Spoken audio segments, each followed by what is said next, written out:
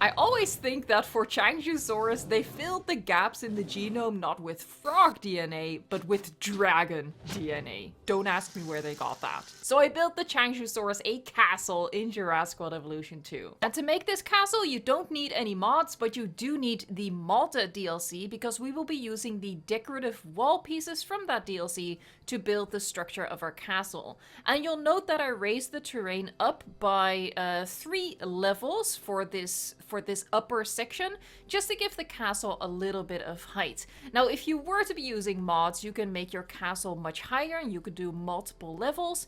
But without mods, I think that 2 levels is already going to give you a really big footprint, as you'll see. So that's where I suggest to keep it at if you are playing the game unmodded, as I am.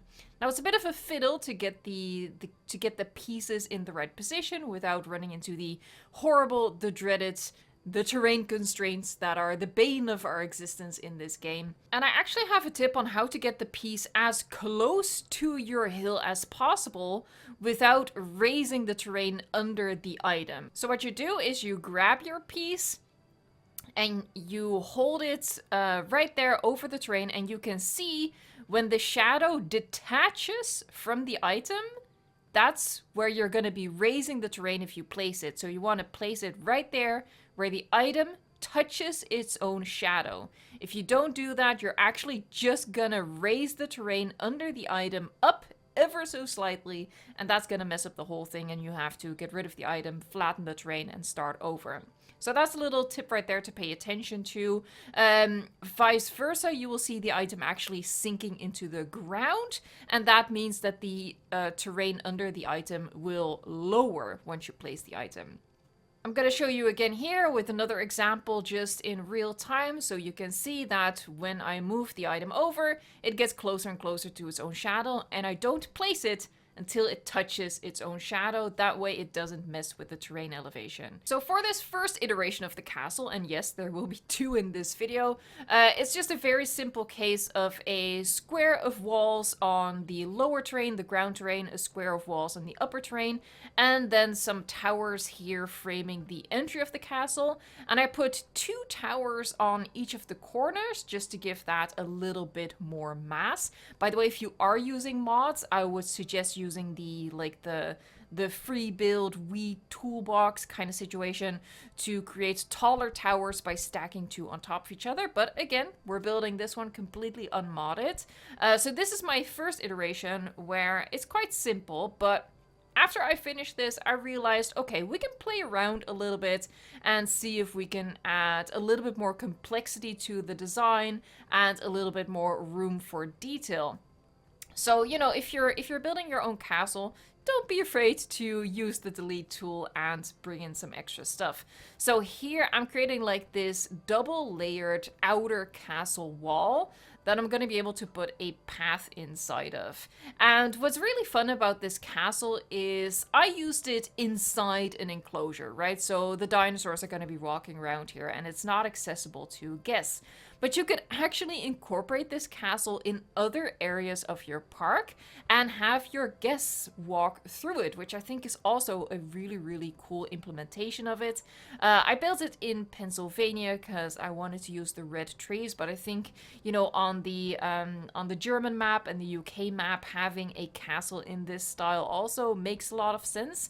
And you can just theme your entire park around it, which I think is pretty cool, and it's a way to get more use out of these Malta wall pieces, as if I don't already love them to pieces already. Okay, so this is the second iteration of the castle, the second, like, footprint, blueprint, whatever you want to call it. And again, I'm just making the walkway that leads to the entry of the castle by alternating these pieces to create sort of a bridge effect that I was going for. I still can't believe it took me over a year to have someone tell me that you can actually use the move tool not just for buildings but for items as well. Makes it so much easier to alternate a pattern like that, like alternate the wall piece and the light post that I use there. So this is the back of the castle. Instead of like creating a mirror image of the front, I did approach the design to the rear of the castle just a little bit differently to separate the two from one another, so that, you know, visually it's more clear that one is the front and one is the back. Again, using that alternating pattern, which is like the basis of our bridge. And now I'm gonna add the path to the castle, and we have like one bit of path that leads all the way to the top, so you'll just have to imagine that there's stairs leading up to the top over there. And then I'm also gonna add path, which goes through that like double castle wall. I don't know what it's called. If there's like medieval castle connoisseurs out there in the comment section, please let me know what that's called. Anyway, I'm adding the ground texture to the hill over here just to make it look more part of the structure. And honestly, I already feel like this looks pretty well, and this would work well on the UK and the Germany map as well. I decided to add just a lot of rocks to the hill to, again, just try to make it seem like it's actually a structure and not just a sandy, rocky hill. I'm not entirely sure if this step is actually enhancing the design or not. So if you're not inclined to spend, I think it was about 10 minutes, just placing rocks like this, I personally don't feel like you need to. Honestly, I feel like it looked good either way, but I just wanted to experiment with adding as much detail as I possibly could, so that's why I went for this. I also decorated the interior of the castle, even though I'm not using mine to be accessible to guests. But I do have viewing towers looking into this habitat, which the castle is a part of, so guests will be able to see into the castle from those viewing towers. Hence, I wanted it to be nicely decorated and detailed, so I used the lamppost up on the top, and I'm using the planters down here just to fill in more of the blank space and get rid of as much as just the sandy terrain texture as possible. Again, just to sell it as much as possible as an actual structure, as opposed to literally just a couple of wall pieces on a hill. So those are the planter pieces, and I decided to use these planters with like the little framework and sort of pretend that those are the castle gates. I'm pretty sure there's a different word for that, but like the gate that you can lift up in front of the drawbridge. I tried to make my favorite torches work, but unfortunately that was not going to happen. I placed those pieces there as the gate, again, because my castle is not going to be accessible to guests anyway. Obviously, if you want to have your guests walk through your castle, you have to make sure that the pathway is unobstructed. This is basically the castle done, but now obviously I need to turn it into a habitat for our dragons, or Qianzhousaurus.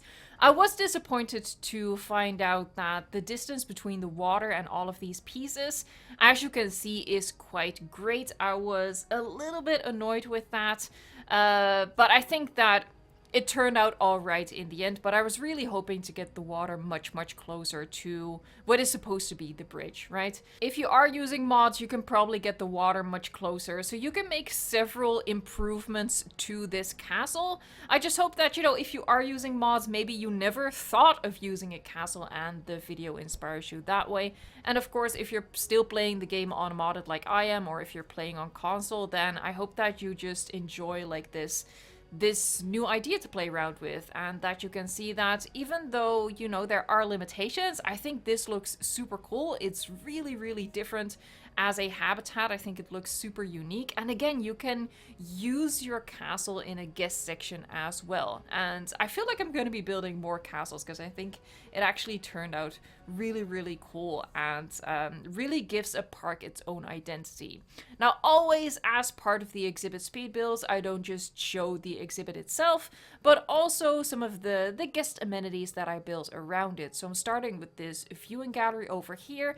I added a little bit of path flare in front of it, which really just means adding a different color path to sort of indicate that something is going on over here, something a little bit more visually interesting. And it's just such a super easy and super quick way to make your pathwork look much more interesting and to make your park look more realistic overall. Just once in a while, throw in a different path color than what you're working with at the moment, and you're gonna see that it actually makes a big difference. Now, at the front of the castle and at the back of the castle, there are like these two plazas that are still accessible to our guests.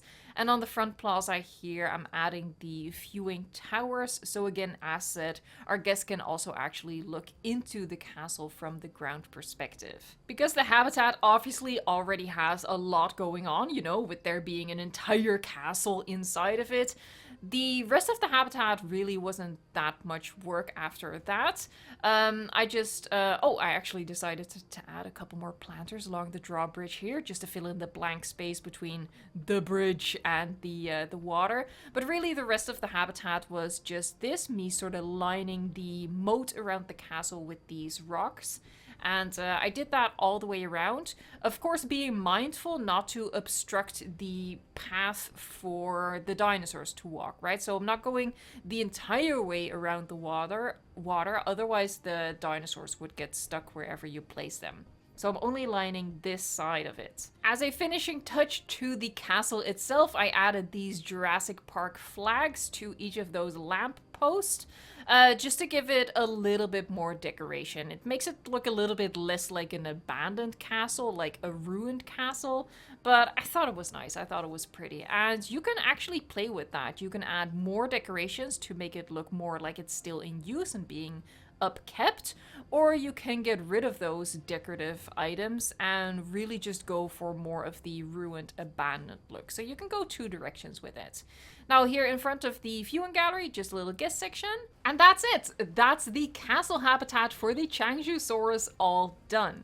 Qianzhousaurus is one of my favorite dinosaurs in the game, so I'm happy that it has its own exhibit speed build now, and I have many more of these specific habitat builds on the channel, and I will link the playlist at the end here. If I haven't done a build for your favorite species yet, let me know in a comment down below, and I might get to it next. Thank you so much for watching, liking, subscribing, and until next time, enjoy the game.